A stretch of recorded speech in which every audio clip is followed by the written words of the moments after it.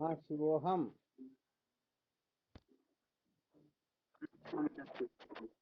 आवाज आ रही है? क्या विषय चल रहा था अपना?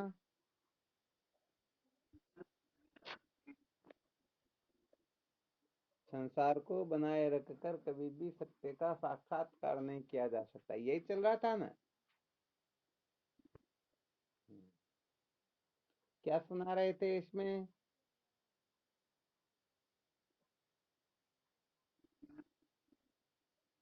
कर्म व ज्ञान का अंतर बता रहे थे।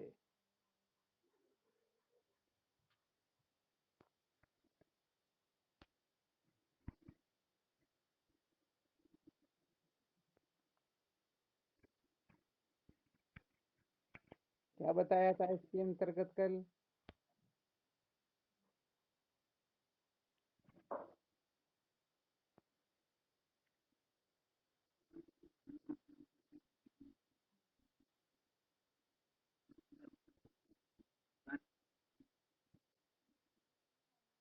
अच्छा, सबसे पहला सूत्र तो इसमें सबको नोट करना है, कुछ सूत्र नोट करवाएंगे, ठीक है ना? तो सबसे पहला सूत्र सबको नोट करना है। कर्म निर्माण विभाग है तो ज्ञान प्रमाण विभाग है। हाँ, सबसे पहले इसको अच्छी तरह से समझ लेते हैं। वैसे इस पर विचार तो कर चुके हैं, फिर भी थोड़ा और विचार कर लेते हैं।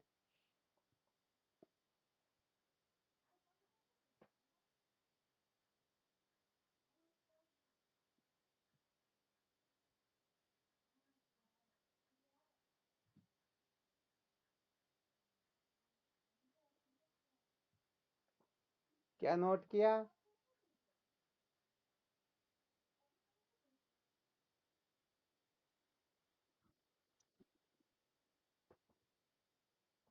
कर्म निर्माण विभाग है तो ज्ञान प्रमाण विभाग, इनके विभाग अलग अलग अलग बताए गए हैं।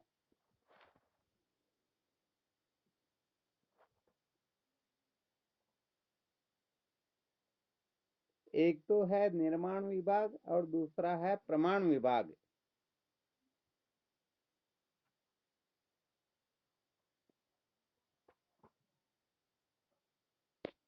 कल इस पर ही चर्चा की गई थी।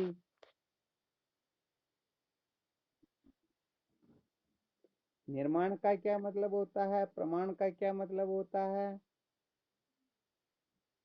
जैसे सरकारी दफ्तरों के अंतर्गत जिस दफ्तर में जो काम होता है वही काम तो होगा, या दूसरा हो जाएगा? तो इनका विभाग भिन्न भिन्न है। कर्म निर्माण करता है तो ज्ञान जो है केवल और केवल मात्र वस्तु को प्रमाणित करता है। वस्तु को उत्पन्न करना ज्ञान का स्वभाव नहीं है। वस्तु की उत्पत्ति कर्म से होती है, ज्ञान से केवल उसका साक्षात्कार होता है। ज्ञान जो है उस वस्तु के बारे में जो अज्ञान होता है उसको निवृत्त कर देता है। अथवा ऐसा समझना चाहिए, ज्ञान किसी वस्तु को उत्पन्न नहीं करता, बल्कि जो वस्तु है उसको वैसी की वैसी बता देना ये ज्ञान का स्वभाव होता है। आ गया समझ में? तो यहाँ पर देखो, कर्म और ज्ञान का विभाग जब वर्णन करेंगे तो साधक अच्छी तरह से इस रहस्य को समझ लेंगे कि भाई सचमुच में अविद्या के बंधन से छुटकारा ज्ञान से होता है अथवा कर्म से होता है, या फिर अंतःकरण की शुद्धि आदि जो है ज्ञान से होती है या कर्म से होती है। तो जिस समय जिसको जिस विभाग की आवश्यकता होगी उस समय उसको ही महत्व दिया जाएगा। जैसे जिस समय भूख लग रही हो उस समय भोजन की आवश्यकता होती है, जब प्यास लग रही हो तो पानी की आवश्यकता होती है ना? अब भूख के समय कोई पानी पिलाए और प्यास के समय कोई भोजन करवाए तो थोड़ी गड़बड़ तो होती है ना? तो यहाँ पर कर्म और ज्ञान को हमें अच्छी तरह से समझ लेना चाहिए कि एक इसमें प्रमाण विभाग होता है, एक निर्माण विभाग होता है। निर्माण का मतलब होता है कुछ न कुछ उत्पन्न करना, अनुत्पन्न को उत्पन्न करना, ये कर्म का काम है। और उत्पन्न के आश्रित जो अज्ञान है उसको ध्वंस कर देना, ये ज्ञान का प्रयोजन है। अच्छा, ये सूत्र आगे चलकर बड़ा विशेष रूप से सहायक होगा, अच्छी तरह से होगा। इस मामले में जब हम परमात्मा तत्व के साक्षात्कार के लिए प्रवृत्त होंगे तो फिर उस जगह देखना होगा कि परमात्मा को उत्पन्न करना है अथवा जो परमात्मा है उसी को जानना है। यदि परमात्मा को उत्पन्न करना होगा तो फिर कर्म की आवश्यकता होगी, और उत्पन्न होने से पहले और नाश होने के पश्चात जो परमात्मा रहता है उस परमात्मा तत्व का साक्षात्कार करना है, तो उसके लिए केवल और केवल मात्र ज्ञान की ही आवश्यकता होगी। बिल्कुल क्लियर ना? तो इसका विभाग वर्णन करने का तात्पर्य ऐसा भी होता है कि एक तो तत्व जिज्ञासा से पूर्व क्या करना होता है, तत्व जिज्ञासा के अनंतर क्या करना होता है। तो तत्व जिज्ञासा उदय हो उससे पहले कर्म की आवश्यकता होती है, तत्व जिज्ञासा उदय होने के अनंतर ज्ञान की आवश्यकता होती है। यदि कोई इसको उल्टा कर दे, पहले ज्ञान और उसके बाद में कर्म, तो समझो ये सत्य संप्रदाय से क्या हो गए, भटक गए। अब इनको सचमुच में परमात्मा तत्व का साक्षात्कार होगा नहीं। तो बताओ, कर्म और ज्ञान का अच्छी तरह से रहस्य समझना चाहिए या नहीं समझना चाहिए? वैसे देखा जाए तो कर्म का स्वरूप जान करके कोई प्रयोजन सिद्ध नहीं कर सकते हैं, क्योंकि मुक्ति तो ज्ञान से ही होती है। परंतु कर्म के स्वरूप को ठीक ठीक नहीं समझ पाएंगे तो बिना तत्व जिज्ञासा के ब्रह्म विचार भी सार्थक होगा नहीं। जैसे यदि अपरा विद्या के स्वरूप को हम समझेंगे नहीं तो फिर अपरा विद्या को ही परा विद्या समझ करके अटक जाएंगे। जैसे हम अपने शत्रु को जाने तो जानने से कोई प्रयोजन थोड़ी है, परंतु कम से कम जानने के पश्चात उनसे बच तो सकते हैं ना। तो ऐसे ही कर्म का स्वरूप जानना भी अत्यंत आवश्यक होता है। इसका प्रयोजन क्या होता है, इसकी सीमा कहाँ तक होती है, यदि इन बातों को नहीं समझेंगे तो सच्ची बात यह है जीवन भर हम किसी न किसी क्रिया चेष्टा के पीछे पागल होकर के पूरे जीवन को पूर्ण कर देंगे, और सचमुच में सत्य का साक्षात्कार होगा भी? हाँ, बिल्कुल नहीं हो सकता। कैसे होगा?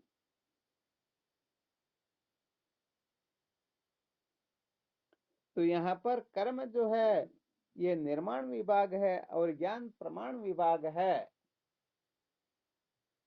तो सबसे पहले ये देखना है कि हमको निर्माण करना है, अर्थात किसी वस्तु को उत्पन्न करना है। तो कल या परसों ही चर्चा चली थी कर्म के 5 उपयोग। वस्तु को उत्पन्न करना है, मांग करके लाना है, या उसको धो पोंछ करके साफ करना है, या उसमें विकार उत्पन्न करना है अथवा उसको नष्ट करना है। तो कर्म के द्वारा उत्पाद्य, आपके संस्कार्य, विकार्य, विनाश्य, ये 5 प्रकार का उपयोग ही हो सकता है। इसके सिवाय कर्म से कुछ हो सकता ही नहीं। और परमात्मा तत्व की जो प्राप्ति है इन 5 से बाह्य ही है, इनके अंतर्गत नहीं आती। यही कारण होता है कि परमात्मा की प्राप्ति कर्म से नहीं होती है बल्कि ज्ञान से होती है।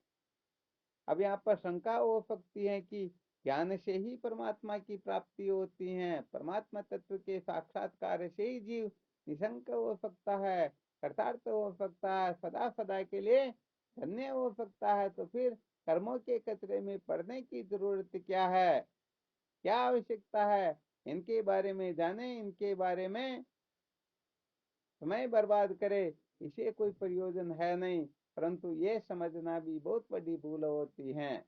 जैसे सिक्के के दो पहलू होते हैं, वैसे ही ये भी ब्रह्म विद्या का पहलू ही है, क्योंकि परंपरागत साधन को भी ब्रह्म विद्या के साधनों के अंतर्गत वर्णन किया गया या नहीं किया गया। हाँ, हालांकि ये बहुत दूर के साधन है, परंतु देखो जैसे कोई एलकेजी का निषेध कर दे तो फिर वो 10वीं कक्षा में बैठ सकेगा क्या। हाँ, कुल मिलाकर के एलकेजी में बैठने मात्र से हम कलेक्टर बन जाएंगे, ऐसा यदि कोई कथन करता है तो उसका खंडन कर दिया जाता है।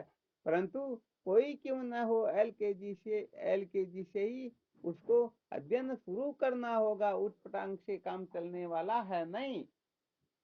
इसलिए कर्म निर्माण विभाग है, अर्थात कर्म परिवर्तन करने का काम करता है। तो अपने अंतःकरण में अनंत जन्मों के मल विक्षेप दोष जो भरे हुए हैं, जिसके कारण बार बार पाप करने की या पता नहीं क्या क्या करने की दुष्ट संकल्प जो अपने हृदय में चलते रहते हैं, तो सबसे पहले इनको शांत करना होगा। यदि ये शांत नहीं होंगे तो सच्ची बात है, ब्रह्म विचार कभी भी कर सकेगा ही नहीं। कर सकेगा क्या। हाँ, कभी भी नहीं कर पाएगा। इस बात को तो बहुत अच्छी तरह से समझ लेना चाहिए।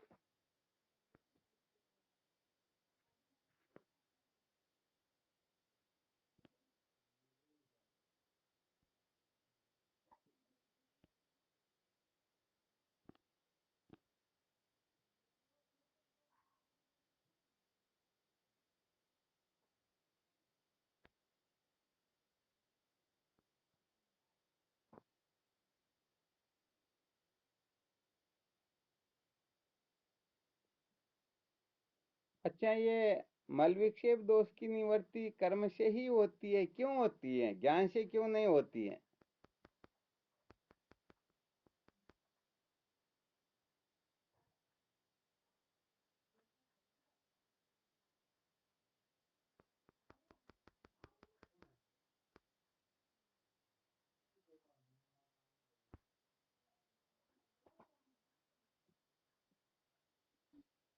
हाँ शिवम बोलो, बहुत अच्छी बात है। हाँ, क्या बात है। और परिवर्तन करना ज्ञान का स्वभाव नहीं है। ज्ञान से परिवर्तन नहीं होता है। देखो ज्ञान जो है, ये अंतःकरण का ही बाध्य कर देता है। अंतःकरण नाम की कोई वस्तु होती ही नहीं, ऐसा निश्चय करवा देता है। तो भाई देखो यहाँ पर तो चोर को क्या मारे, चोर की माँ को मारने वाला ही काम है।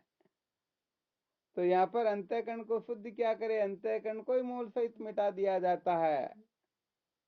तो देखो ये बात एकाएक समझ में आती नहीं, इसलिए फिर यहाँ पर वर्णन किया जाता है कि सर्वप्रथम निष्काम कर्म उपासना के द्वारा अंतःकरण को शुद्ध कर लेना चाहिए, क्योंकि शुद्ध अंतःकरण में ही आत्म तत्व का प्रतिबिंबन होता है। जैसे पानी शुद्ध है, शांत है, तो हम अपने आप को उसमें देख सकते हैं। और यदि पानी अपवित्र है, मैला है, मलिन पानी में हम अपने आप को देख नहीं सकते हैं। और पानी भले ही शुद्ध क्यों न हो, फिर भी चंचल हो, तो उसमें भी हम अपने आप को देख नहीं सकते। तो ये काम होता है कर्म के द्वारा। बस यही कारण है कि काफी समय से अपना यही विषय चल रहा है कि तत्व जिज्ञासा कैसे जागृत होती है, अंतःकरण की शुद्धि कैसे होती है, जीवन में विवेक वैराग्य सठ संपत्ति मुमुक्षुता कैसे जागृत होती है। इस प्रकार से हम विद्या के बंधन से मुक्त होकर के सदा सदा के लिए कृतार्थ हो सकते हैं।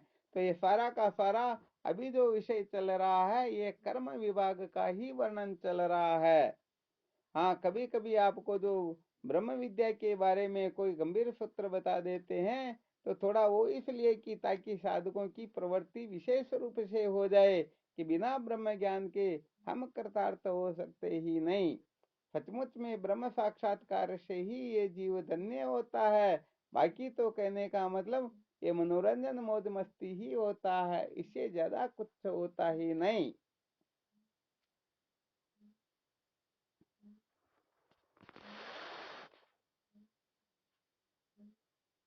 तो कर्म को कौन सा विभाग बताया? निर्माण विभाग बताया। और ज्ञान को? तो देखो भाई, ज्ञान का काम तो चुटकी बजाई इतनी देर का होता है, और बाकी जो है ये सारा का सारा काम कर्म का ही होता है। कल शायद इस पर विचार किया गया था कि इतने छिन्नजार मंत्र जो है ये केवल कर्म के हैं, ज्ञान के तो 4000 मंत्र ही है। तो इसका क्या कारण बताया था?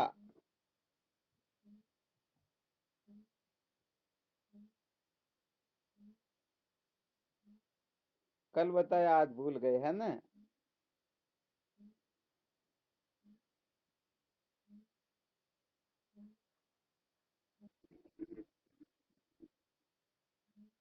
बहुत बहुत धन्यवाद। होता है क्या है कि अनादि काल से ये जीव करने धरने में ऐसा विश्वस्त हो गया, ये इतना पागल हो गया कि इसको करने धरने से फुर्सत ही नहीं मिलती, करने धरने के सिवाय इसको कुछ अच्छा लगता ही नहीं। यदि इसको कहते हैं कि कह दें कि परमात्मा की प्राप्ति कुछ नहीं करोगे तो भी हो जाएगी, तो ये कहने वाले को हंसेगा कि तुम बावले हो गए हो। अरे खेत में 25-50 किलो गेहूं बिखेरेंगे नहीं तो 5-10 बोरी गेहूं थोड़े कमा सकते हैं। दुकान के अंतर्गत 2-5 हजार रुपए का खर्चा नहीं करेंगे, सामान लेकर के नहीं डालेंगे तो 100-500 रुपए हमें इसकी मजदूरी थोड़े हो सकती है। अरे कहीं चले बिना कोई गांव आता नहीं, किसी से मिलना हो तो उसका इंतजार करना होता है। 100-200 रुपए चाहिए तो दिन भर कमाना होता है, तब जाकर के उनकी प्राप्ति होती है। अरे परमात्मा की प्राप्ति इतनी सरल थोड़ी ही है कि हर किसी को हो जाएगी। तो ऐसा कर्मकांडी लोग कहते हैं या नहीं कहते हैं? हाँ, तो अनादि काल से हम सब के भीतर ऐसी ही कल्पना बैठी हुई है कि नहीं नहीं, कुछ ना कुछ करना पड़ेगा तब जाकर के परमात्मा की प्राप्ति होगी। ऐसे परमात्मा की प्राप्ति सरल है ही नहीं। तो अनादि काल के जो संस्कार बैठे हुए हैं, ये अभ्यास जो बैठा हुआ है, इस अभ्यास को मिटाने के लिए ही कर्म की आवश्यकता होती है। तो देखो भाई, वास्तव में देखा जाए तो ये संसार की प्राप्ति का जो नियम होता है, परमात्मा की प्राप्ति का ये नियम होता ही नहीं। तो कर्म के द्वारा वस्तु उत्पन्न की जा सकती है, ज्ञान के द्वारा वस्तु प्रमाणित तो होती है। तो यहाँ पर परमात्मा को उत्पन्न करना नहीं, इसलिए ये गेहूं के दृष्टांत, दुकान के दृष्टांत या दूसरे तीसरे जो दृष्टांत यहाँ पर काम करते ही नहीं। परमात्मा जीव मात्र का असली स्वरूप होने से पहले ही नित्य प्राप्त है। उसके बारे में प्राप्ति का भ्रम है, उस भ्रम को निकालना होता है। अरे भ्रम को मिटाने में कोई 10-20 लाख करोड़ वर्ष थोड़े लगते हैं क्या?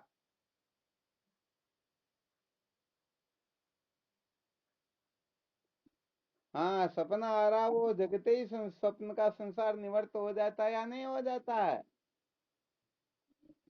रस्सी में सर्प, ठोंठ में पुरुष दिखाई दे रहा, प्रकाश करो उसी समय भ्रांति मिटती या नहीं मिटती है? हाँ, यहाँ पर तो ऐसा समझो जैसे सृष्टि को उत्पन्न हुए 2 अरब और कुछ करोड़ वर्ष हो गए हैं। अब उस समय समझो, जिस समय सृष्टि उत्पन्न हुई उस समय सृष्टि के किसी भाग में कोई गुफा बनी हुई है, उसमें आज दिन तक कोई गया ही नहीं। वहां पर अंधकार 2 अरब कुछ करोड़ वर्ष से रह रहा है। वहां जाकर के यदि आप तूली जलाओ, लाइट जलाओ, तो वह अंधेरा कहेगा कि नहीं नहीं, मैं 2 अरब वर्ष से रह रहा हूँ, मैं ऐसे वैसे निकलने वाला नहीं हूँ। किसी की परमिशन या कुछ ऐसा वैसा करने की जरूरत है क्या?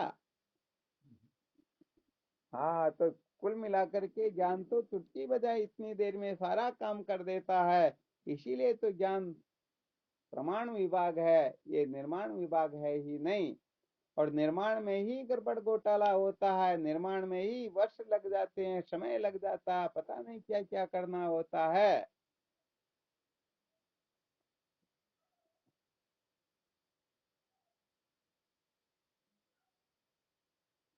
तो ये बात सबको अच्छी तरह से शायद समझ में आ गई होगी। आ गई ना।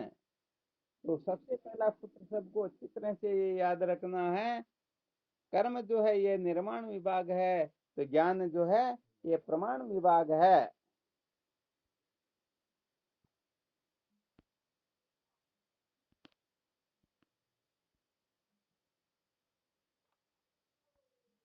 अच्छा, दूसरा सूत्र बताएं क्या इसी आगे का।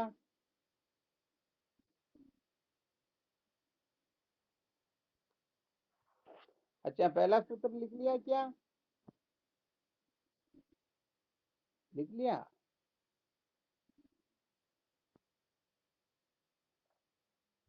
चलो, ये दूसरा सूत्र आपके मैसेज कर दिया।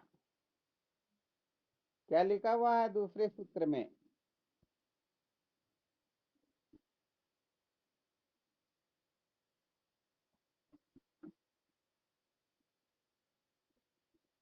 वासनावान कर्म का अधिकारी होता है और निर्वासनिक ज्ञान का अधिकारी होता है।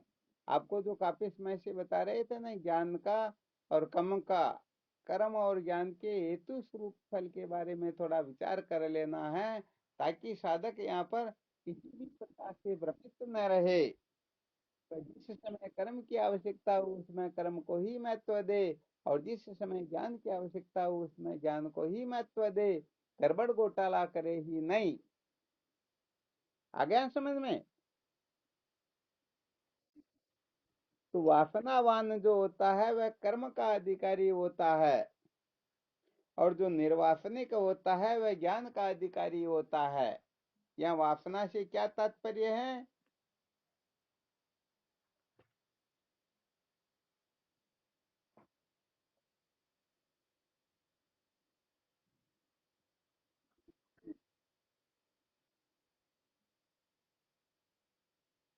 क्या बताया? नहीं, आवाज साफ नहीं आ रही, वापस बोलो।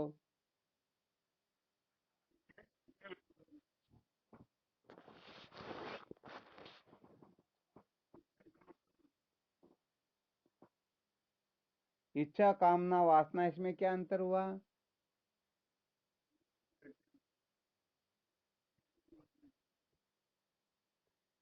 इच्छाओं को वासना कहते हैं। जैसे पूछा गया वासना किसे कहते, तो आपने कहा इच्छा को कहते, फिर प्रश्न करते इच्छा किसको कहते, तो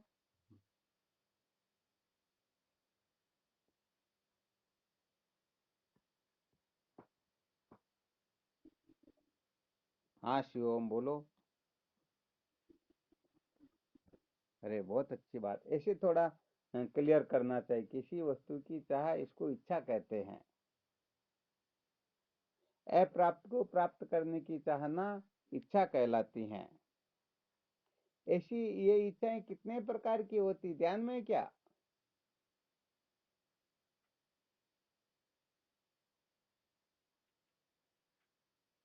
मोनानंद जी महाराज, आपने बताया था वासना इच्छा को कहते, चलो कोई बात नहीं, इच्छा कितने प्रकार की होती हैं?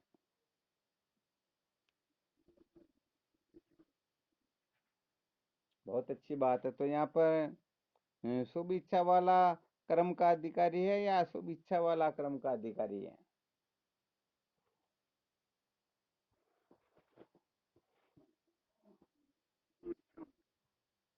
शुभ इच्छा वाला किसका अधिकारी है?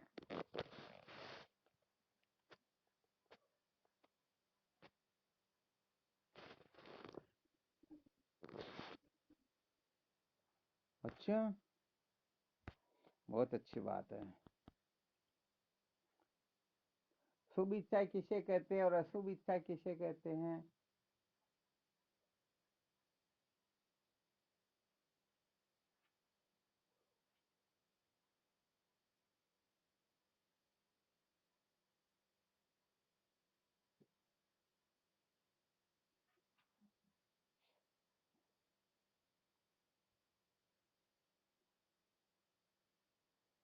चलो और भी कोई साधक बोलो इस बारे में। वासनावान कर्म का अधिकारी होता है, तो ये भी अपने को ध्यान रखना है।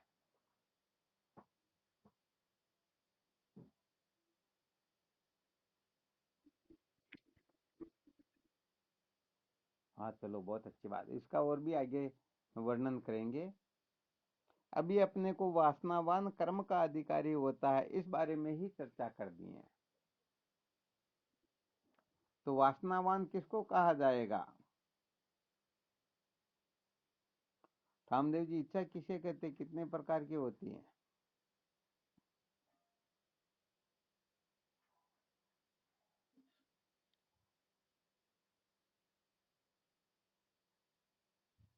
कभी तृष्णा के बारे में सुना क्या?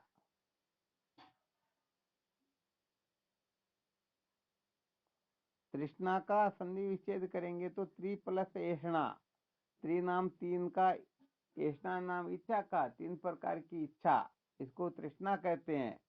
कौन कौन सी वह तीन प्रकार की इच्छा?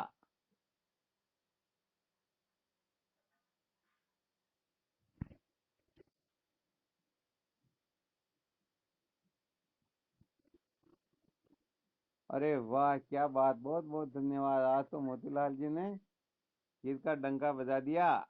देख लो, ये बड़े बड़े वेदांती जो चुप हो गए। तन मान संतान तृष्णा तीनों को जान, ऐसा नहीं सुना क्या आज दिन तक किसी ने? अरे लोकेशना, पुत्रेशना, वितेशना, इनको ही तो तीन प्रकार की ऐषणाएं कहते हैं। क्या कोई और है क्या? तो फिर इसका मतलब हम जान ही नहीं रहे, तो फिर छूटेंगे किससे?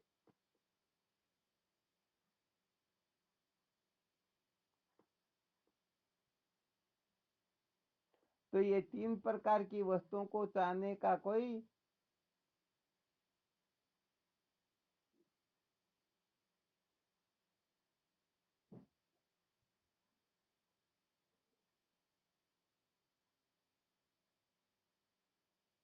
आ रहा है समझ में? इन तीन प्रकार की वस्तुओं की चाहना यदि कोई रखता है, इसको पाने के लिए तड़पता है, पागल होता है, तो सचमुच में वह कर्म का अधिकारी है, वह ज्ञान का अधिकारी है ही नहीं। ध्यान रखना अच्छी तरह से। तो इसीलिए तो आपको, जबकि इसके ऊपर पहले खूब चर्चा कर चुके थे, तीन प्रकार की वासना होती हैं, जिसे मलिन वासना कहते हैं, देह वासना, लोक वासना, शास्त्र वासना। तो फिर आपका दिमाग कहाँ रहता है? या तो फिर गड़बड़ कर रहे हो भाई। तो आगे सुनते जाते हो, पीछे भूलते जाते हो, है ना? अरे जो कहने का मतलब, देह के प्रति ही आस्था रखता है तो संसार में, संसार को सत्य जान करके संसार से कुछ पाना चाहता है, चाहे मान बढ़ाई हो या कुछ भी क्यों नहीं हो, वह कर्म का ही तो अधिकारी होगा। ऐसा कुछ ना कुछ करके दिखाएगा, तभी तो उसकी वासना पूरी होगी। इसीलिए तो कहा जा रहा है कि वासनावान कर्म का अधिकारी होता है। हम्म।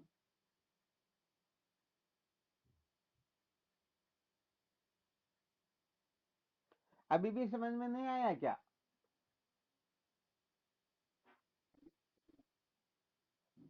आ गया, चलो बहुत बहुत अच्छी बात है। तो देख लो, पहले जो सुनाया उसका थोड़ा चिंतन करके देख लेना। यदि अपनी देह वासना प्रबल है, शोक वासना प्रबल है, तो हम सचमुच में ज्ञान के अधिकारी नहीं है, क्योंकि ज्ञान से मिलता कुछ भी नहीं, सब छूटता ही छूटता है।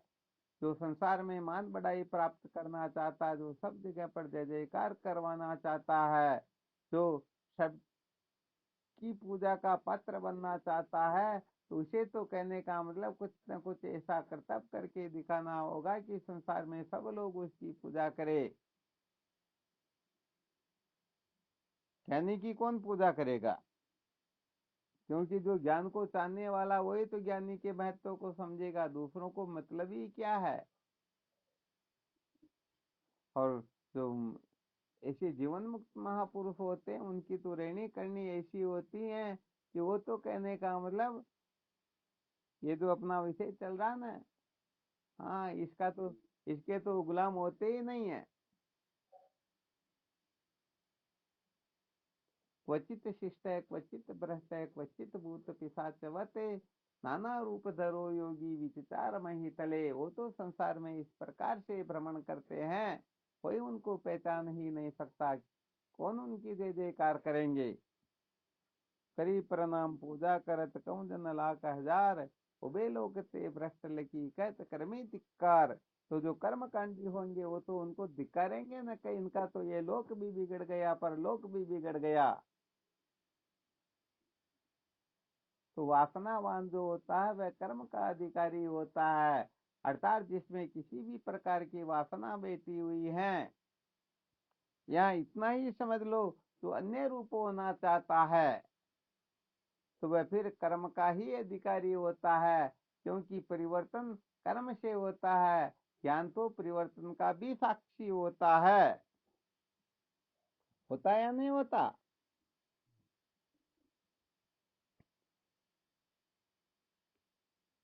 तो देख लो भाई, ये सूत्र सुनाए जा रहे, इसके अनुसार हम सचमुच में किसको महत्व देते हैं। तो अपने बारे में भी पता चल जाएगा कि मैं सचमुच में कर्म का अधिकारी हूँ अथवा ज्ञान का।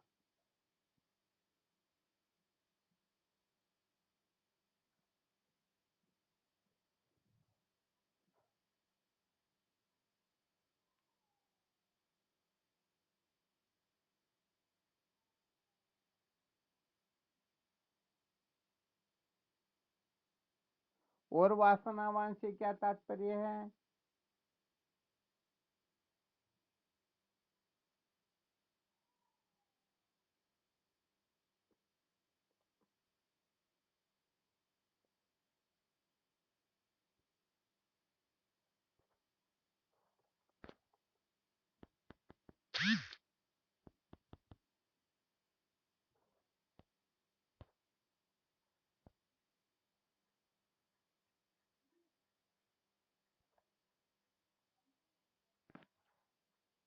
क्या बात हुई, कोई बोल नहीं रहे हैं।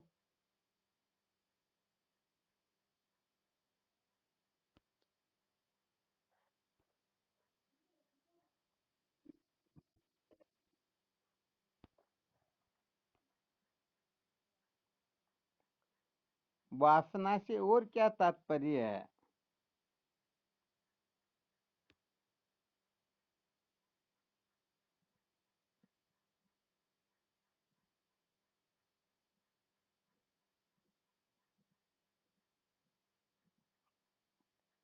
जन्म मरण के बंधन से मुक्त होने के सिवाय, आत्म प्राप्ति के अलावा, ब्रह्म साक्षात्कार से को छोड़ करके यदि हम कुछ भी चाहते हैं तो समझ लेना चाहिए हम वासनावान हैं।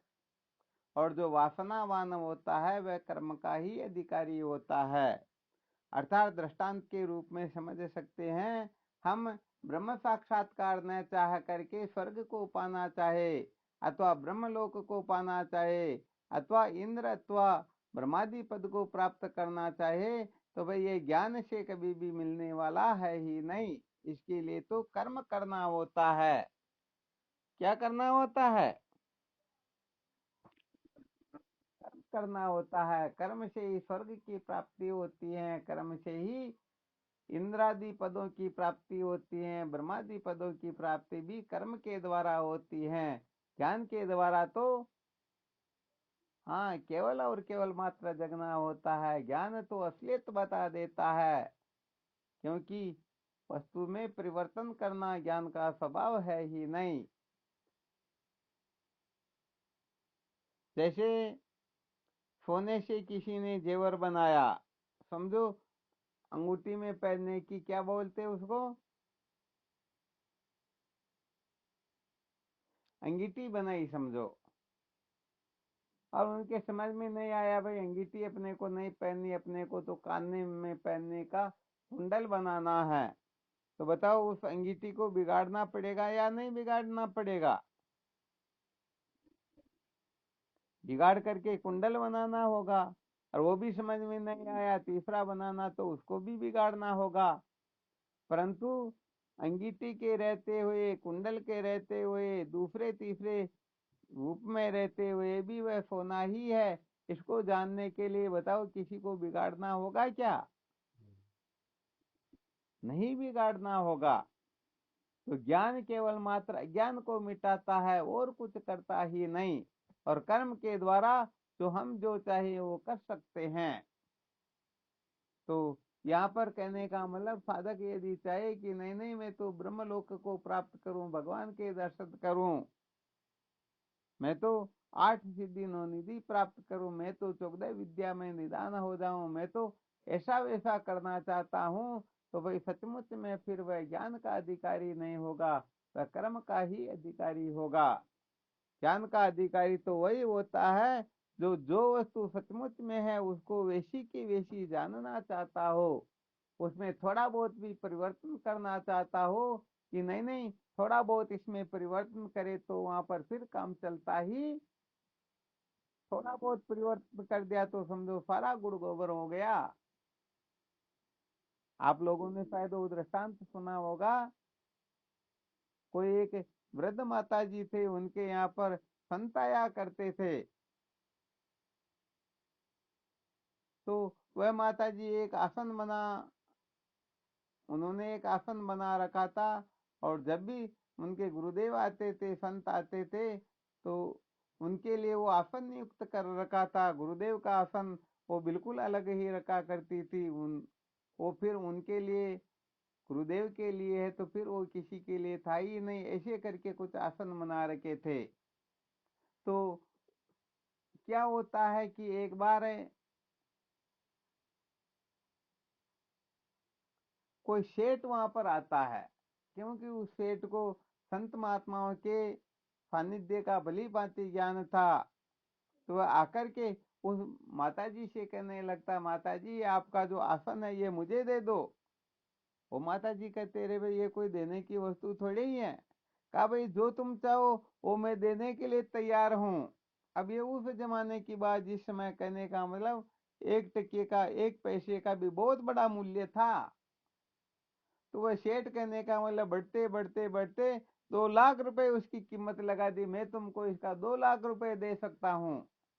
तो वो माता जी ने मना कर दिया, नहीं 2 लाख तो क्या पूरी सृष्टि का धन ला करके दो फिर भी मैं, मेरे गुरुदेव जिस पर बैठते हैं उनकी चरण रज जिस पर गिरी हुई है, मैं उसको किसी को दे नहीं सकती हूँ। तो होता क्या, वो जिस समय चर्चा कर रहे थे उस समय आसपास ही कोई चोर चोरी की नियत से वहां आए हुए थे। तो ये बात सुन करके चोरों ने देखा अपना तो 7 जन्म नहीं बल्कि 500 जन्म, 500 पीढ़ी तक के खाने पीने की व्यवस्था हो जाएगी आज तो। ऐसा सोच करके उस बुढ़िया को सोने देते हैं, नींद आ जाती है और वो चुपके से उस आसन को निकाल लेते हैं कि चलो अब सेठ जी को देंगे। तो 2 लाख वो कह ही रहे थे। तो देखा ये आसन थोड़ा ठीक नहीं, गंदा दिख रहा, अपन ऐसा करे इसे धो करके साफ करके ले चले तो हो सकता 2 लाख की जगह 4 लाख रुपए दे दे। तो धो करके सेठ जी के पास ले गए और सेठ जी को कहा, सेठ जी आपने जिस वो बुढ़िया से, जिस माता जी से 2 लाख रुपए दे करके आसन लेने के लिए चर्चा कर रहे थे, वो आसन हम ले करके आए, हमको दो। तो उन्होंने कहा बिल्कुल तैयार, मैं तो गया उसी के लिए, तुम लेकर के आए तो बिल्कुल तुमको और अधिक इनाम दिया जाएगा। परंतु खोल करके देखते हैं तो वो तो इतना शुद्ध हो गया था, बिल्कुल ही समझो जैसे अभी नया खरीद करके लाए हो। तो सेठ जी ने कहा भाई इसको लेकर के मैं क्या करूंगा, ऐसे तो मेरे यहाँ पर कितने जिनकी कोई गिनती ही नहीं है। अरे पागलों तुमको पता ही नहीं, मैं जिसकी कीमत दे रहा था उसको तो तुमने पानी में बहा दिया। तो इसीलिए तो कहा गया, संत चरण रज गूदड़ी कीमत की दी लक दोई, मूड मूर्ख समझा नहीं पानी लाया धोई, ऐसा कुछ करके आता है। तो विचार करके देखो गड़बड़ कर दी या नहीं कर दी। हाँ बहुत बड़ी गड़बड़ कर दी वास्तव में। तो यहाँ पर कहने का मतलब जो वस्तु जैसी है उसको वैसी ही जानना चाहते हैं तो समझो हम ज्ञान के अधिकारी हैं। और थोड़ा बहुत भी रंग रोगन करके उस चोरों की तरह शुद्ध करके साफ धो पहुंच करके फिर देखना चाहते हैं तो फिर यहाँ हम कर्म के अधिकारी हो जाएंगे।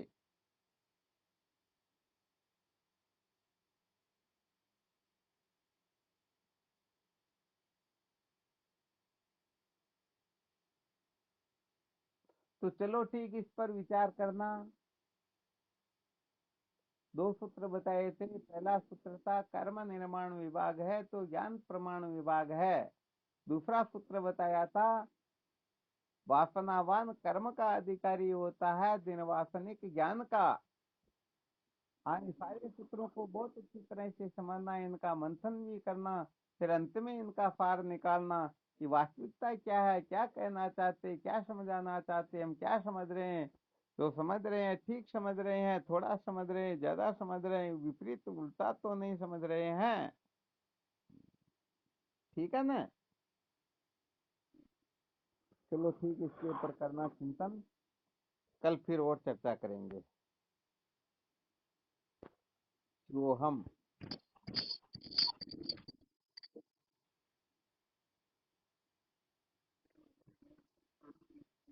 हाँ, वो हम।